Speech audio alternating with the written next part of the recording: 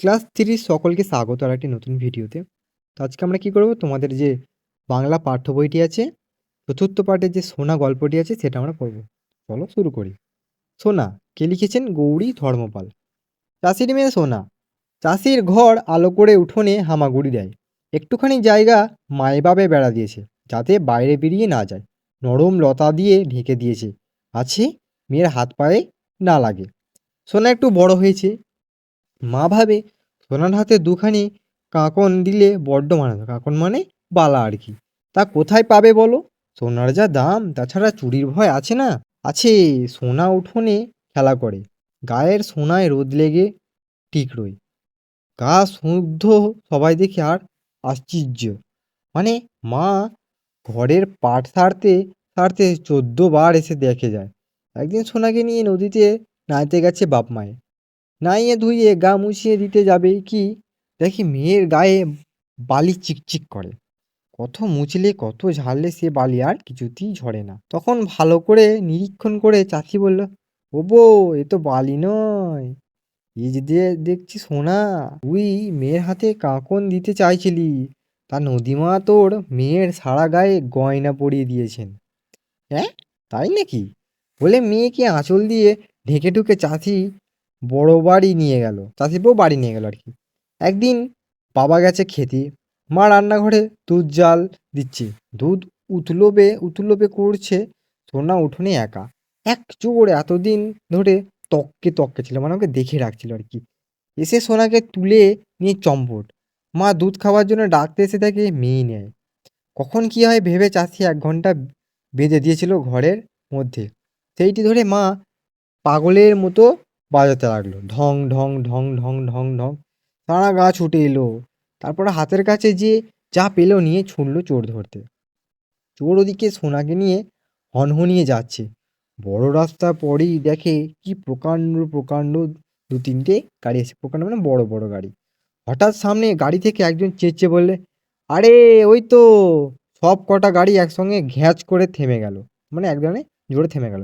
2-3 জন একসঙ্গে লাফিয়ে পড়ে চোরকে ধরে ফেললো। চোর বললে, এ তো আমার মেয়ে, বড্ড কান্নাকাটি করছিল, তাই বেড়াতে নিয়ে যাচ্ছিলাম। মানে চোরটা বলছে যে ওটা আমার মেয়ে, ওকে নিয়ে যাচ্ছিলাম চুরি করে। গায়ের লোকেরা পিছন থেকে গর্জন করে বলে, মিথ্যে কথা। চাষি ততক্ষণে ভিড় দেখে ক্ষেত থেকে ছুটে এসেছে। সোনা বাবার কোলে ঝাঁপিয়ে পড়ল। চাষি বললে, আপনারা? আমরা সরকারের লোক, আপনার মেয়ের কথা শুনে যন্ত্রপাতি নিয়ে এসেছি নদীতে সোনা খুঁজতে। বুঝুন। লোকেরা গাড়ি করে সোনা আর সোনার বাবাকে পৌঁছে দিয়ে যন্ত্রপাতি বসে নদীতে সোনা খুঁজতে লেগে গেল। আসলে সোনা কাছ থেকে নদী থেকে সোনা পেয়েছে, তাই ওটা খবর পেয়েছে সরকারের লোক, তাই ওরাও নদীতে এসে সোনা খুঁজতে। সেই থেকে সেই গাঁয়ের নাম হলো সোনারগা। সোনারগা, ঠিক আছে।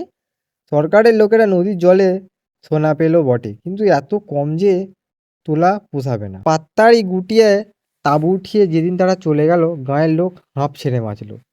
নদীমাও হাঁপ ছাড়লেন। খোঁড়াখুঁড়িতে এতদিনের ময়লা বেরিয়ে তলটা পরিষ্কার হয়ে গেল কিনা। তাছাড়া বুঝতেই পারছো, বুকের ওপর দম আটকানো, নল বসানো, ইঞ্জিনের আওয়াজ, ও কি কারো ভালো লাগে?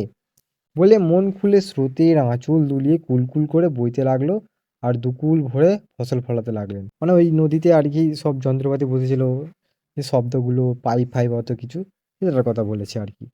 সোনা আরও বড় হয়েছে। পাঠশালার উঁচু ক্লাসে পড়ে। পাঠশালা মানে স্কুল।